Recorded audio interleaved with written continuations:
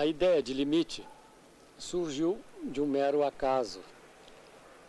Eu estava em Paris, tendo vindo da Inglaterra, onde eu estudava, e passando na frente de uma banca de jornais, eu vi um folheto com a fotografia de uma mulher com braços passados na frente do busto, algemados, braços de um homem. E o folheto chamava-se Vue, era um suplemento. Continuei a caminhar e aquilo continuou a me perseguir na mente. Eu via imediatamente em cima do pensamento um mar de fogo e uma mulher agarrada num pedaço de um barco naufragado. Não sei por que isso.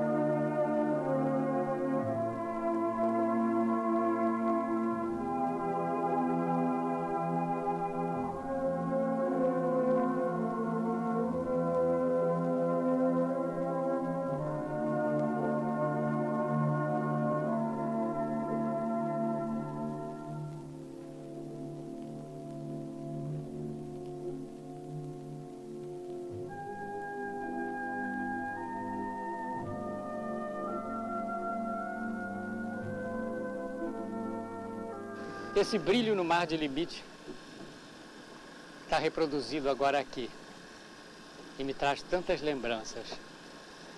Eu vim para essa região mais ou menos em 1930 e foi uma grande aventura produzir esse filme. Eu tinha tão pouca idade e praticamente nenhuma experiência, mas enfim nos atiramos nessa grande história de fazer o filme e Edgar Brasil nos foi inestimável nisso tudo, uma pessoa mesmo fantástica.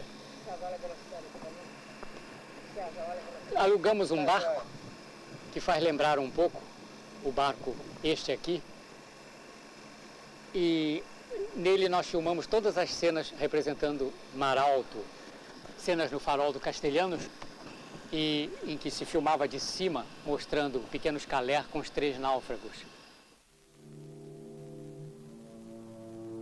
Com os olhos ainda deslumbrados pelas imagens do cinema alemão e russo, com os quais tinha grande afinidade, Mário Peixoto elaborou um filme de realização difícil e trabalhosa. Entre os nomes que ajudaram a fazer Limite, como os de Carmen Santos e Brutus Pedreira, destaca-se o do fotógrafo Edgar Brasil.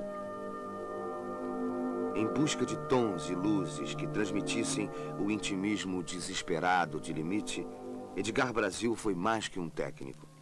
Ele também criou, foi artista. Mário, que câmeras vocês usaram em Limite? Usamos várias, meu velho. A primeira foi uma alugada em Cataguases, Ernemann, de manivela ainda. Depois adquirimos uma que se chamava Kínamo, que só fazia 30 metros, era manual, de corda. Depois tivemos uma Mitchell, emprestada por Ademar Gonzaga, e por fim uma Parvo, uma Debris, de Carmen Santos, que nos emprestou. De maneira que o Limite foi feito com essas câmeras todas. O grupo que seguiu Mário Peixoto pelas estradas pioneiras até o local das filmagens era também pioneiro.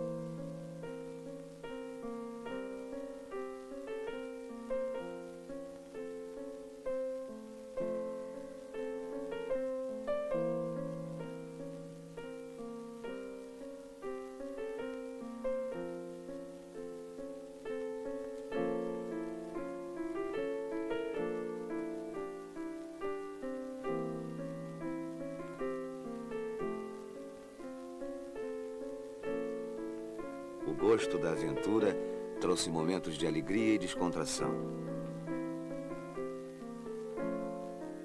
O inconformismo intelectual e a busca ansiosa de novas formas de expressão marcaram intensamente o trabalho dessas pessoas. Mário foi muito influenciado pela natureza exuberante de seu país. e buscou exprimir em seu filme o mimetismo do homem com os elementos que o cercavam. Com grande admiração pelos cineastas alemães dos anos 20, Mário Peixoto procurou segui-los em termos de linguagem e de abordagem visual de seus 4 personagens. Mas não dispunha dos recursos técnicos dos alemães. Entra em cena, então, a capacidade de invenção do fotógrafo Edgar Brasil. Natural de Cantagalo, Edgar havia fotografado, entre outros, 2 filmes de Humberto Mauro, Brasa Dormida e Sangue Mineiro. Mas a proposta cinematográfica de Mário Peixoto era bem mais sofisticada. Para atendê-la, Edgar praticamente teve que inventar e construir similares de instrumentos e peças que só mais tarde viriam a ser utilizados em nosso cinema. A grua elevando a câmera para mostrar a paisagem de um homem solitário.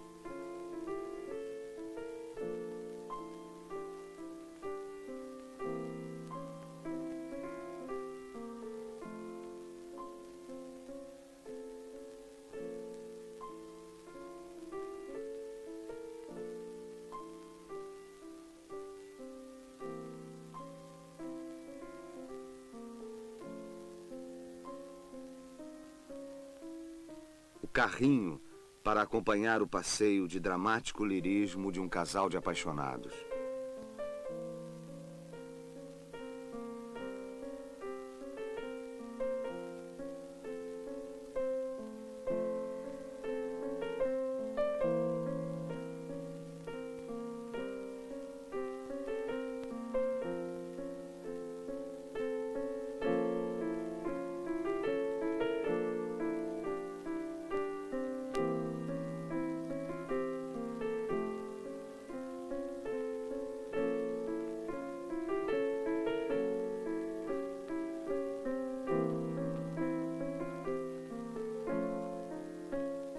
Limite. O mundo de Mário Peixoto visto pelos olhos de Edgar Brasil.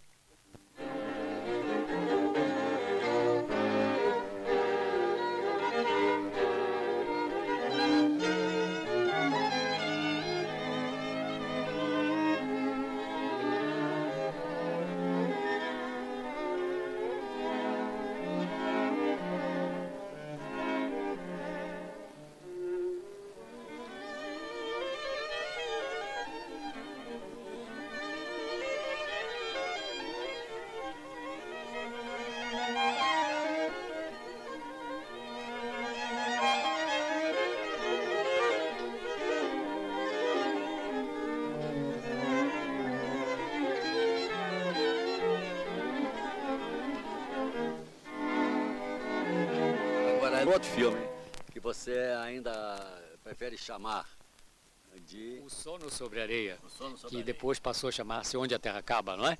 Bom, ali o Edgar, ele mesmo construiu o laboratório, compreende?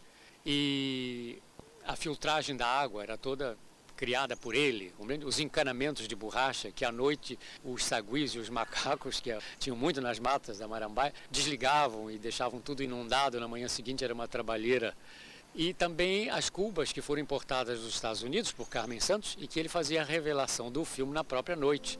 E no dia seguinte já se podia projetar num projetor de Carmen e obter o resultado.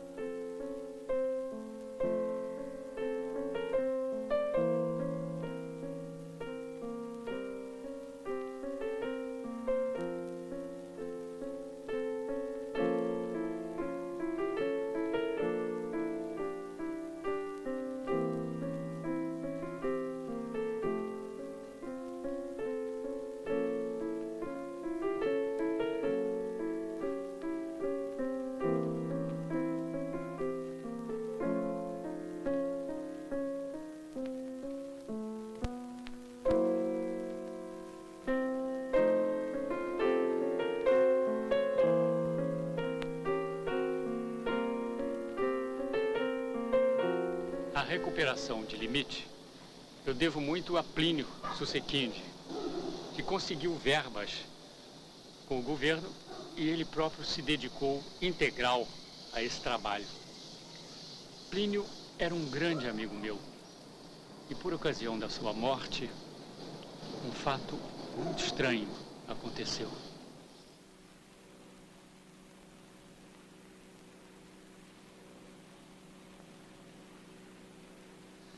Na véspera daquele dia, eu havia sido avisado do desejo de Plínio de que o avião que o trouxesse da Casa de Saúde em São Paulo sobrevoasse a Praia do Morcego, no meu sítio. Devia ser mais ou menos umas 4 horas da tarde. Repentinamente procurando no céu o indício do avião, eu o distingui longe, pequenino, e aquilo foi crescendo, crescendo, crescendo. A sombra se projetou na areia e eu fui recuando, recuando. Aquilo veio sobre mim como que passou em cima de mim. Me atravessou propriamente com a dor que eu estava sentindo, como num pressentimento daquilo que depois se confirmaria. O meu amigo, ao passar, já estava morto.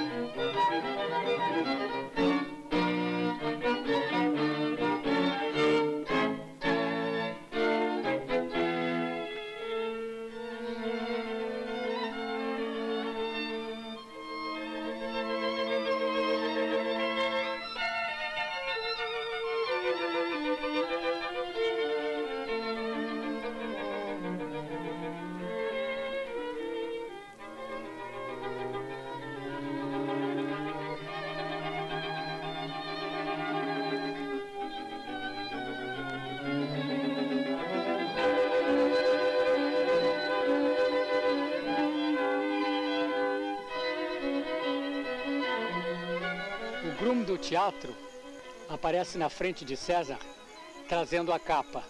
O forro da capa é de um tecido brilhante e ofusca um pouco César. Ele não reconhece bem o rapaz. mas uma voz, sendo dele, que ele reconhece da ilha, lhe diz longínqua: eu sou a sua mocidade. O que fez você da sua vida? Esquece a velhice. César então vai como para enfiar um braço na manga da capa, mas se sente mal e cai no chão. Aí todo mundo se aglomera para ver o que houve. A câmara, que também é uma personagem, ela procura como que um lugar também, por sua vez, e se aproxima lentamente do rosto de César, que adquiriu o aspecto de uma máscara mortuária. E vai para ele penetrar num dos globos oculares, que justamente se apresenta agora vazio. Ela penetra ali, se escuta o ruído de uma água, como se fosse no interior de uma gruta, com aquela ressonância, e umas algas indistintas. A câmara recua novamente, levanta, sai, começa a subir, a subir, a subir. As paredes são revestidas, repentinamente tornam-se de pura pedra, e lá em cima, então, é a noite estrelada, não tem nada. A câmara vira para a praia, lá embaixo. Tem uma onda no momento de deflagrar. Ela está parada e trêmula, como que a espera. Um braço surge no canto esquerdo do quadro, é o braço de César, e com o indicador ele aponta como se ordenasse. A onda aí então desaba e se desagrega, e a tela se enche de pequenas partículas d'água, como se fossem pequenos átomos brilhantes.